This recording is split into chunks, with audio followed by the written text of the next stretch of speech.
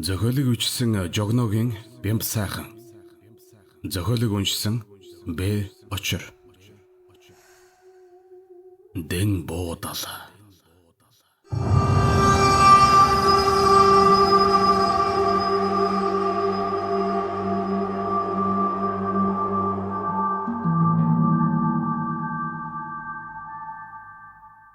Зуны бөгчм үдэш хуйнгаар юулах мэт бороо асгарч төд удалгүй үер буугаад нийслэлээс баруун тийш зорчих ганц засмал замын нэгэн хэсгийг сэд сохин эвджээ. Үерийн уснаар урсаж ирсэн асах чулуу хөндийгөөр нэг овоорч замын хоёр талын шуудуугаар улаанаараа эргэлдэн ус урсаад яв харахгүй болсноор зам хаагдсан байна. Замын жижигхэн дэм буудал гатсан аяны хүмүүсээр дүүрч бага таван өрөөнд нь багтах чинээгээр нь чихчээ. Хүмүүс ч нэмэгдэж ирсээр үүдний өрөөч бас дүүрээд маргааш өдрөөс нааш зам нэгдэхгүй болохыг мэдсэн тэд нэгэнт бүрий болсон тул нүдний хор гаргачих зай завсар хань харцаараа энэ тэрүүгээр шиншилж гарлаа. Зарим нэг нь тэрхүү буудлаас машиндаа хонно гэд гарсан ч хүн сийрсэнгүй. Гадаа зөөлөн бороо шивэрч хэдий хаалга нээлттэйч бөхчм халуун өрөөнд байгстыг зүдрээж байлаа. Нэгэн эр гаднаас орж ирээд дэм буудлын эзэнд хандан "За сайн байна уу? Танаа энэ баруун талд байх байсан чинь буудлын юм шүү. Тийш чинь орж болохгүй юу?" гэж тэр зүг рүү гараараа занган асуулаа. "Зоригтой бол орж хонол доо." Хэмээн дэм буудлын эзэн болох хижээлэр ёжтой дуурснаа гэнэт дэми үг чалчснаа ухаармагцаан "Хүн байх аргагүй болчихсон юм аа" гэж бовтнов.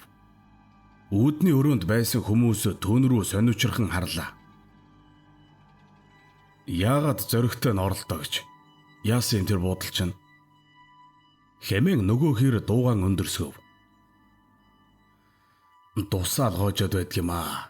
Бас дээр нь хан таз хөгцрөөд хүн тогтохын эцэсгүй өмхий үнэртэй" гэж дэм буудлын эзэн хэлээд залуугийн харцнаас дальдчин хулганав.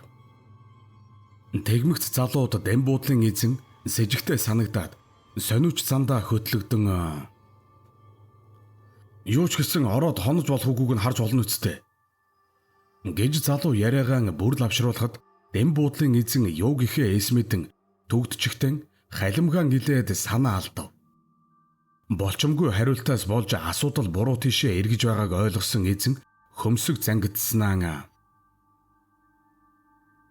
"Түлхүүр нь байхгүй гэж гисэн юм" гэж тас хийтэл хэлээд яриа дууссан гэсэн шиг хөл доороосон төмпөнтэй ус аван лангуун дээр тавиад алчуур дүрэн баазав. Нөгөөх залуу лангууны дэргэд ирээд урагшаа тонгоон тохиолдож шанаага тулан зогсов. Дэм буудлын эзний үйлдэл бүрийг нүд цавчилгүй дагуулan харж байснаа. "Түлхүүрийг нь хайчихсан бол цоожиг нь эвдээл орчихъя. Хааштай л эвдэх юм байна тийм үү?" гэлээ. "Тийш орж болохгүй." "Яагаад?" "Хүн байхын эцэсгүй гэж хэлээ үсттэй." "Тэр нь хэн хамаатай юм бэ? Юутай ч ороод харцгаая. Энд чихэлдэж морьшиг зогсоогоор нь зүрмэгдэж хонсноос дээрч байх юм билүү?" "Чи чинь ямар юм ойлгодгүй залуу вэ? За яах вэ? Үнэхээр хонмоор байгаа юм биз дээ" гэж дэм буудлын эзэн нэг л хачин өнгөөр дуугарав. Залуу толгой дохив. "Хамгийн сүүлд тэр байшинд хонсон хос галзуурсан юмдаг" гэж дэм буудлын эзэн залуугийн чихэнд хэрэндэн шивнэхэд жижигхэн үүдний өрөөнд чихэлдэн зогсох бүх хүмүүс түүнийг сонсцоод сэртэс хийлээ. "Юунаас тэр вэ?" гэж үүдэн зогсох нэг ир дуугарав. Дэм буудлын эзэн болох хижээлэр лангуугаан зүлгэж байсан алчууран төмпөнтэй ус руу чулуудаад "Ууг нь хүмүүс хоноглоод хөөхөө мөнгө зулгаачдаг байсан л юм" гэж нүдэн сэргснэн эргэж бүүдийгээд санаа алдав. Хагас жилийн өмнө шөндөлөөр нэг залуу тэр байшинд буудалсан юм. Цонхгор царайтай нүд нь тогтож өгөхгүй. Үсчих тэр залуу нэг юмнаас айсан нь хараачаар илт байв. Би чинь зүгээр үү гэж намайг лавлахад тэр инээх айдаад байшин руу яваад өгсөн. Бурхан минь өглөө нь түүний цогцсыг жижиг өрөөнөөс олсон.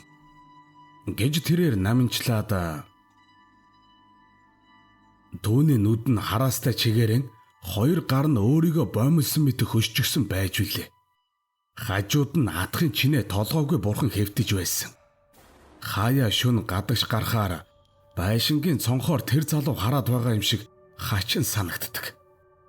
Гэж дэм буудлын эзэн өгүүлв. Сүнс чөтгөрийн тухай ярианд хүмүүс тэр даруй татагдан оров.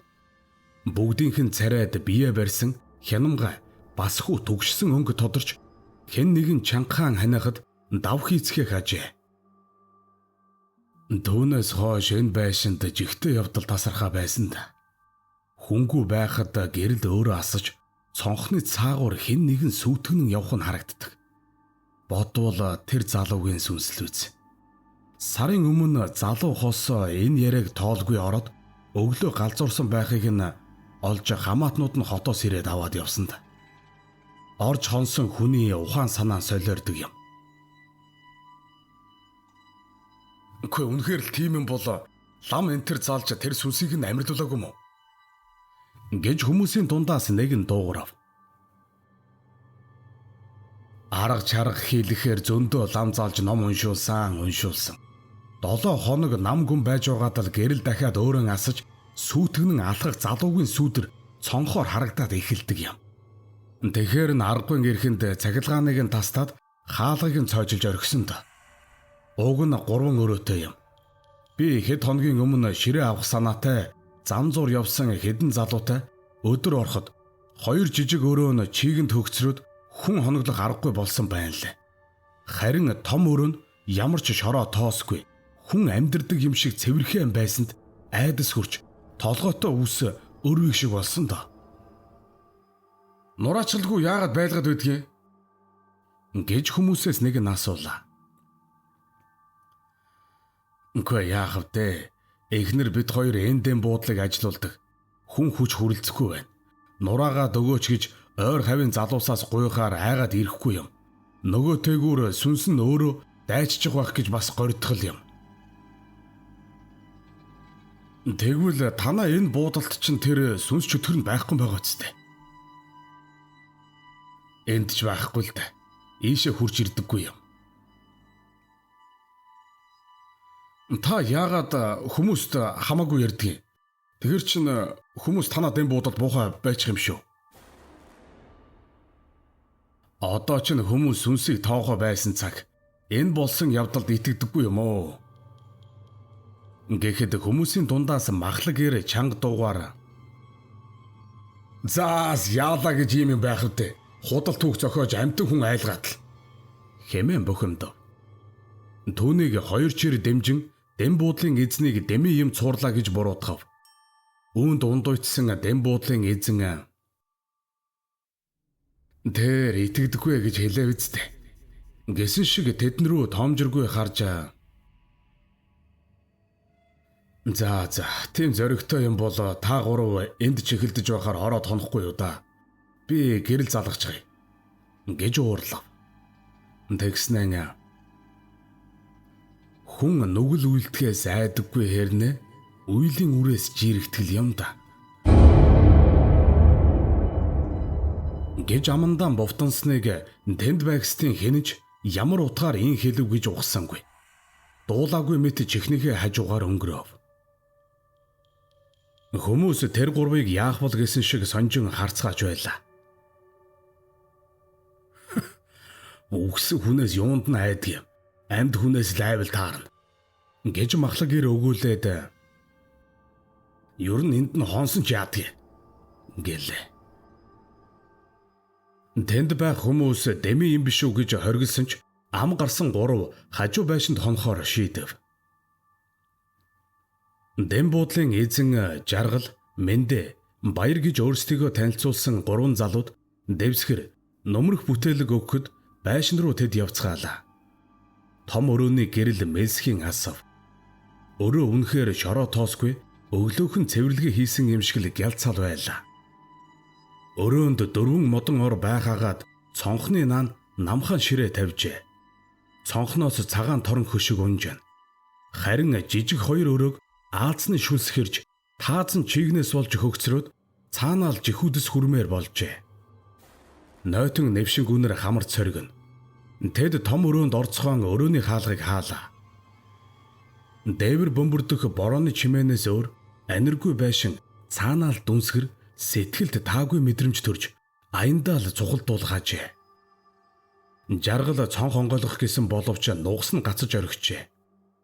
Ээлжилж татаад дийлдсэнгүй. Тэд айхгүйч гэсэн дотор нь эвгүй оргиж зоргио чангалах гэхтэн өвөртөлж ирсэн ганц шил архиан задлан элдвиг ярьсаар ууж дуусгав. Тэгээд унтахаар хэвтцгээлээ.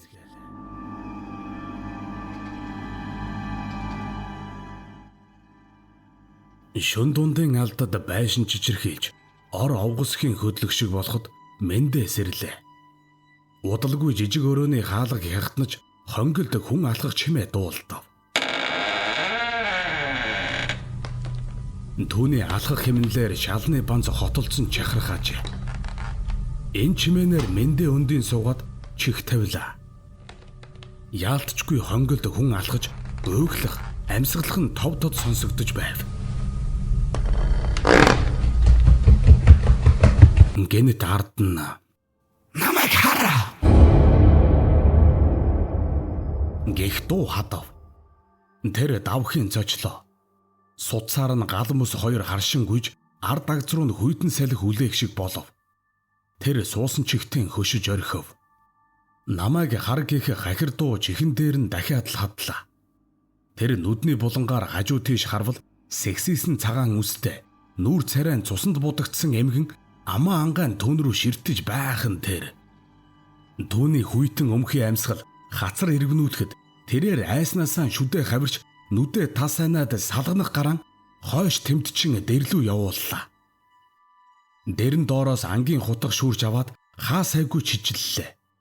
Дагжин чичирсээр нүдэ нэвэл эмгэн аалга.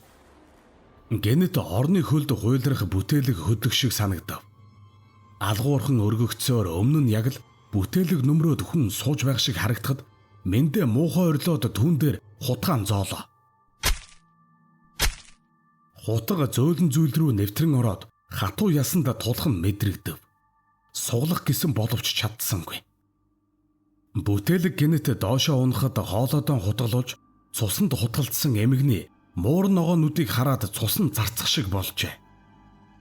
Мэндэгийн нүд дүрлийн томорч ганц тусал нулимс хацар даган урсгад 2 жилийн тэртех явдал түүний өмнөр жирэлзэн хөврлөө.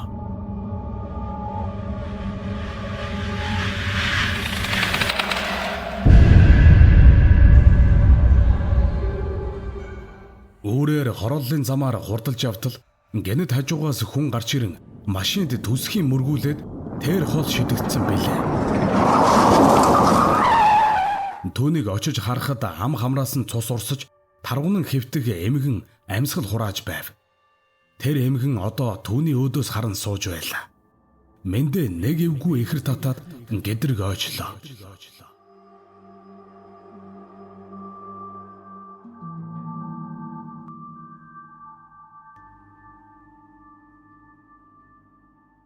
Хэн нэгэн гучилгыг нь татахад баяраа яраглаад эргүүлж татав. Дахин хүчтэй татахад тэр сэрлээ. Хучилга нь нов нойтон болчихсон байсанд гайхаж сэжгэлсэндээ хажуу тийш тэрэн унгав. Нүүрэн дээр нь ус туслахад тэр цочин тааз руу хараад байдаг чангаараа муухай хашгирлаа. Түүний дээрээс нүүр царай нь бэлцэж хөөсөн зэвхий царайтай нойтон ир таазанд нуруугаараа наалдаад амьгүй цэнхэр нүдээр цоо ширтэж байхан тэр. Түүний унжих үс хувцсыг нь даган ус урсаж түүн дээр туслаж байлаа. Гэнэт нойтон ир доош унаж игшин зур түүнийг бүхэл биеэр нь тэврээд авав.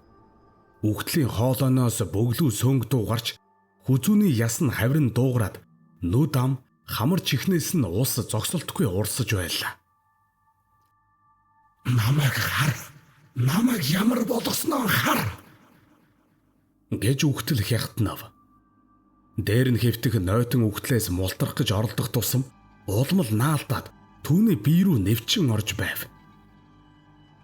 Үгтлийн ялзарч муудсан нүд хамар ам чихнээс асгарах ус түүний хоолой ам хамарлуун цутхан хахац цацсан амьсгал нь боогдов. Баяраа сүүлчийн амьсгалаан татаж байхтан бороотой өдөр загнасаар байгаад нүүрсний цооног руу оруулсан залуу нуранганд дарагдан амиа алдсан тэр өдрийг саналаа. Өөдөөс нь ширтэх ёр бусын том амьгүй цэнхэр нүд түүнийх болохыг сайн нэг танив.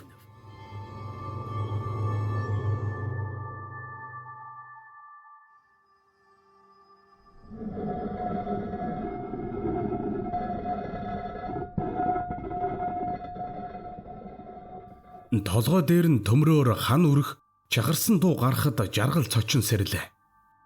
Нөгөө хоёрын харвал бөхгийгч нь унтгаажээ. Хан үрэх дуу өрөөний булангаас гараад байв. Тэр нүдэ арчин сарны гэрэл сүмих өрөөний булан руу харвал тэнд нэг хүн зогсож байлаа. Түүний сүйтгэх дүрийг хараад жихүүцэн төржөө. "Эмбэ, наана юу гэдэг юм бэ?" гэж орилов. "Ой, хоёр найзаа, сэрээрээ. Өрөөнд хүн байна." гэж хашгирахад цаад хоёр нь сонссон шинжгүй хурхирсаар байхаж. Чахрах чимээ улам ойртоход жаргал тэрхүү сүйтгэх дүрсийг хараад айсандаа бахирлаа. Сүйтгэх хэрийн гавлыг урт төмөр нэвт сүлбэж тэр нь хантай хаврилдан цусан зам татуулсаар чайхран дуугархаажээ. Нэг нүд нь төмөрт цохигдсон бүлтрэн гарч ирээд нарийнхан судсан дээр тогтон санжигнаж байлаа. Үгтлийн цус гүйсэн өрөөсөн нүд жаргал руу цоо ширтжээ. Жаргал өмнө 2 жилийн тэртээ удирлага доор нь барилга дээр ажиллаж байгаад хөл алдан унаж өгсөн залуу зогсхийг хараад үгтлэн аж нүдэ тас анихад хантай хаврилдах дотор зурам чимээ дэрэгдэн ирээд чимээгүй болчихов. Анир чимээгүйг эвдэн генет "Намайг хараа"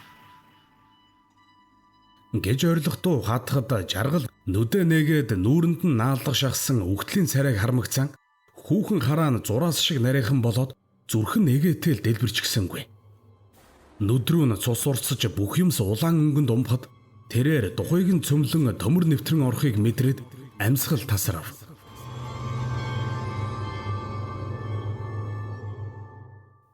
Маргааш өглөөн нь тэр гурав гарч ирсэнгүй.